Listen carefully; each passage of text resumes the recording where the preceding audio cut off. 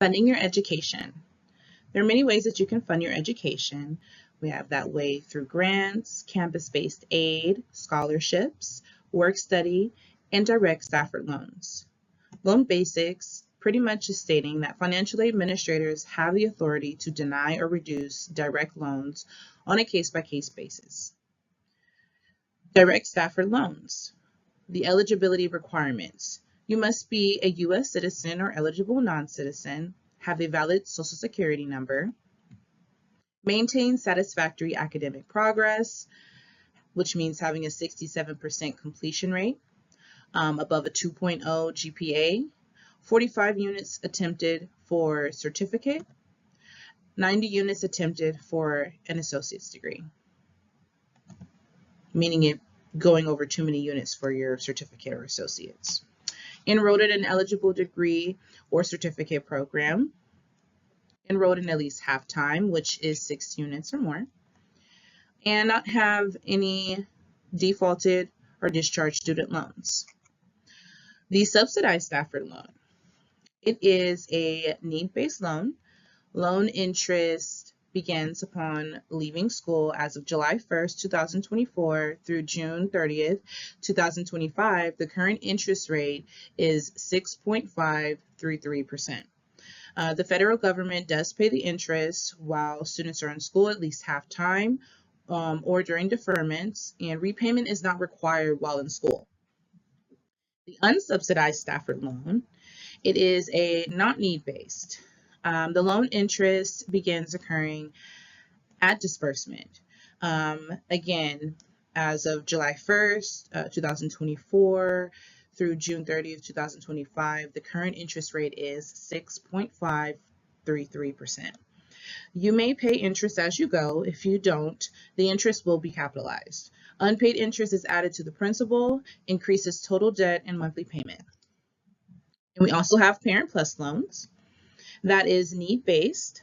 Loan interest begins upon leaving school as of July 1st, 2024 through June 30th, 2025. And the current interest rate is 9.83%. The federal government does pay interest while students are in school at least half time and during deferments. Repayment is not required while in school. Grace period, a one-time grace period, 6 months, begins after you graduate, leave school, or drop below half-time enrollment. Monthly payments begin when your grace period ends. Loan disbursement. Loans will be divided into 2 payments each semester. The first refund will be made on the 5th week of school, and the second refund will be on the 11th week of school. Disbursements and payments may vary. Annual Stafford loan limits. So this is a chart letting you know what you qualify for as a dependent student or an independent student, and if you are a freshman or a sophomore. Aggregated Stafford loan limits. So this is letting you know the aggregated amount that you would qualify for if you were a dependent student or an independent student. Letting you know your max amount for subsidized, unsubsidized. Your rights as a borrower. You have the right to access a copy of your signed mastery promissory note, a disclosure statement, receive a 6 months grace period, if eligible, repay all or part of your loan without penalty, to apply for deferment or forbearance if eligible, written notice if your loan is sold, proof of discharge after repaying loan in full. Your responsibility as a borrower. Repay your loans. Make on-time monthly payments, read correspondence from servicer, notify servicer of changes within 10 days, whether it's the school and the enrollment status or your name, your address, telephone number. Complete exit interview before leaving school, or if you drop below half-time enrollment, again, 6 units or more. Avoid delinquency and default. by paying on time. A payment received one day late is considered delinquent. Delinquent payments are reported to the National Credit Bureaus. Um, Always call your school or servicer for help. We have different repayment plans. So there are 8 available, and there are different situations for different students. We have standard, graduate, extended, save, income-based, pay as you earn, income contingent, income sensitive. Student loan repayment, know what you owe. You can keep track of your loans using studentaid.gov website. Determine how much you can afford to pay each month. Choose a repayment plan. You have options. Choose a plan that provides a monthly payment you can afford. Keep in touch with your servicer. Keep contact information updated at all times. Deferment, it's postponement of payments. It's not automatic. You must apply and receive approval from servicer. Primary reasons: in school, unemployment, economic hardship, military service. Forbearance. Student loan forbearance allows you to pause your student loans during a period of time that you cannot pay them. Interest will still occur while on forbearance. You must ask your loan servicer to apply for forbearance. Loan cancellation. In extreme circumstances, your loan can be forgiven, whether that be total and permanent disability, inability to complete course of study due to school closure, false certification by school, or you die. Consequences of default. Full amount of loan is due, including collection cost, subject to federal and state offsets. Wages and tax refund may be garnished. Credit will be tarnished. Loan of deferment and forbearance options. Loss of eligibility for future financial aid. May lose eligibility for certain federal or state jobs. And you can also lose your professional license. 71% of people who graduated from college in 2012 have student loan debt. Full disclosure, I have quite a lot, like so much.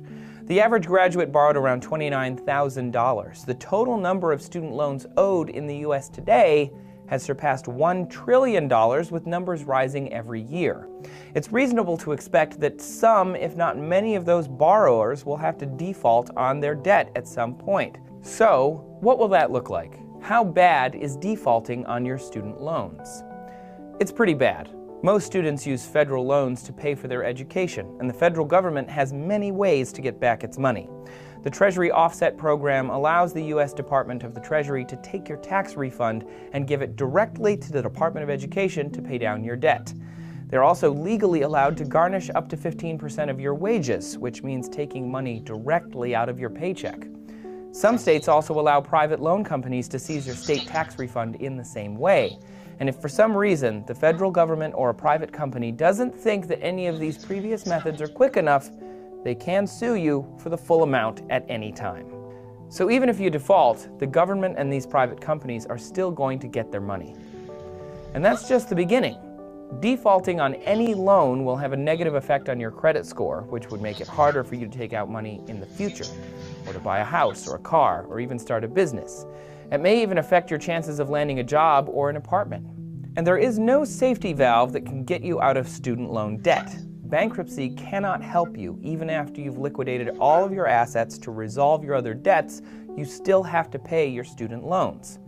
So you really shouldn't default on your student loans. If you are unable to pay them, but they are not yet in default, you have options.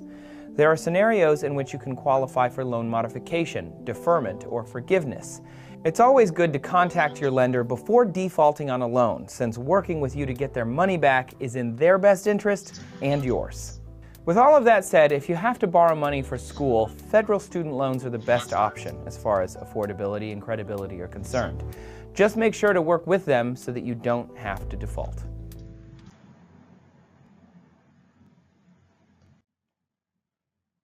Studentaid.gov. That's the central database for student aid records, and you can track loans from disbursement to payoff, total student loan indebtedness, loan status, and interest rate.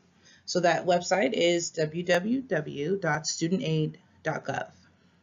Log in with your FSA ID, and that website is www.fsaid.ed.gov. Required documentation: complete and print your MPN, Master Aid Promissory Note, entrance counseling confirmation pages at studentaid.gov, print out a copy of your loan history from studentaid.gov, 2 valid forms of picture ID, examples state ID and student ID preferred. Requesting additional subsidized or unsubsidized loans. When requesting to increase, reduce, or deny subsidized or unsubsidized loan, you must come into the financial aid office with your AVC ID and fill out a loan change form, no exceptions. And now I will be going over your application. It is 5 simple steps, and I'm going to go through them as a dependent student and an independent student. So our first one is going to, your step 1 is figuring out if you are a dependent student or an independent student and what you qualify for. Dependent meaning you put parents' information on your FAFSA application. Independent meaning you only provided your personal information. So we're going to use the example first as an independent student. We see here, this is an independent student. Okay, now we need to figure out what the academic level is to see what they qualify for. If you are a freshman, that means you have less than 30 units completed. If you are a sophomore, that means you have 30 units completed, 30 or more units completed. So this isn't including what you're enrolled in currently. This is including what you have passed, what you have taken at AVC, okay? So this student here has not completed over 30 units, so they are considered an independent freshman. And it's not including units from other colleges. It's only with that AVC, okay? And if you're unsure, you can always check in with the front counter. So as a independent freshman, you then see what you qualify for subsidized and unsubsidized. You do have the option to do both loans, but we will always give you the full amount of subsidized before any unsubsidized, because we want to give you the loan that has no interest while you're in school versus giving you one with interest. So you're more than welcome to take out both. However, you are required to take out the full amount of subsidized before any of unsubsidized. Okay, so continuing, I know it's a lot of information. So here you see this student qualifies for subsidized $3,500 and unsubsidized $6,000, totaling into $9,500. And this is for the school year. Okay, so this loan is not going to, you're not going to get $9,500 in one semester. It'd be split up into 2. Okay, so now that we know what we qualify for, we want to also underneath the chart under academic level, it's asking if you're first year or second year. And that's just meaning, are you freshman or sophomore? So if you have under 30 units completed, you'd be checking the box for first year, meaning you're a freshman. If you have over 30 units, you'd be checking that other line after second year, and meaning you have over 30 units. And then you're going to put the amount of units you have completed. So this student here, it's his first or her first year because they have only 15 units completed. Okay. And then you're going to the most important part, put down the amount of loan that you're requesting. So the student is requesting the full amount of subsidized and the full amount of unsubsidized. All right, and that is your step 1. Okay, I will go over it a little bit as a dependent student because everything else after that is just you doing your requirements. So let's say we'll look at the chart for a dependent student, and the only difference is the unsubsidized amount. So let's just say you're a dependent student under 30 units. You would be looking at that 3,500 for subsidized and 2,000 for unsubsidized. Okay, totaling into the amount of 5,500. And again, if you have over 30 units, you're considered a sophomore. So if you're a dependent student over 30 units, you would then qualify for the 3,500 subsidized. And for unsubsidized, you would qualify for 2,000. I'm sorry. So the difference between the sophomore and the freshman is the 1,000 for the subsidized. So 4,500 if you are a sophomore, and the total amount for that is the 6,500. Okay, so that is step 1. You're putting down what you qualify for and what you're requesting. You're putting down your total amount of units. Okay, completed. Step 2, very simple. You're going to go to the student aid website, studentaid.gov. You're going to log in using your FSA ID and access the security message. And this is going to show us your previous loan history.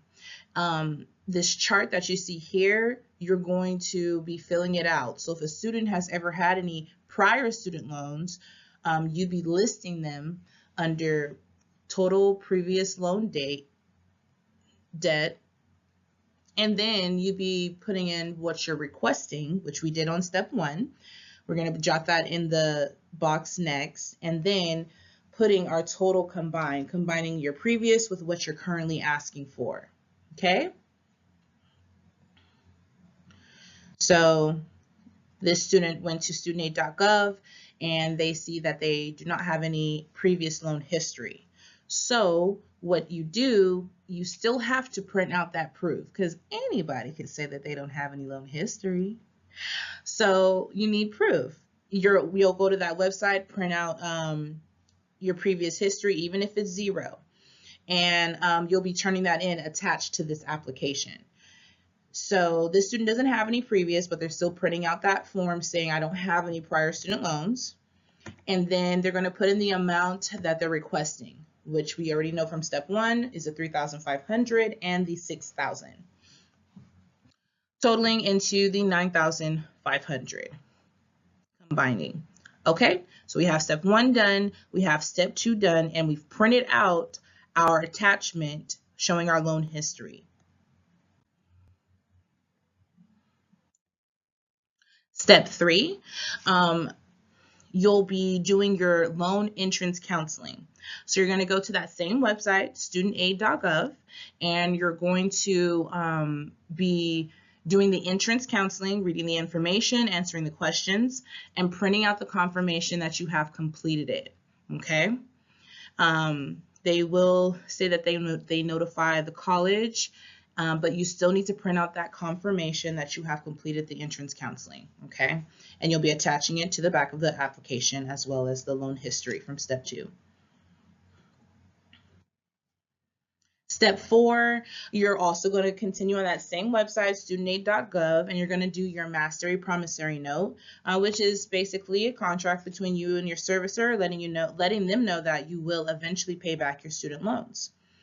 They send you a 1-page confirmation through your email. You can print that out and attach it to the application, or I believe it's a 12-page confirmation, which we just need the first